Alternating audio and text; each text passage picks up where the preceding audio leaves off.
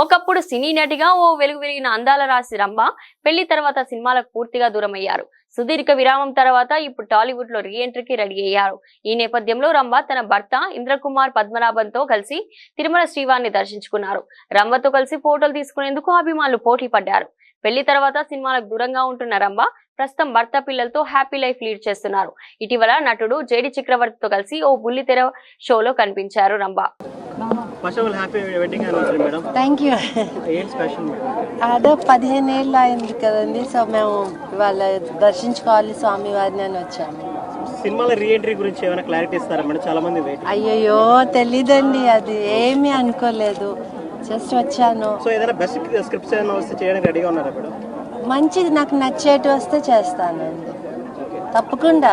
మేము సినిమాలోనే పుట్టి ఇక్కడే పెరిగాం కాబట్టి సో మాకు సినిమానే లైఫ్.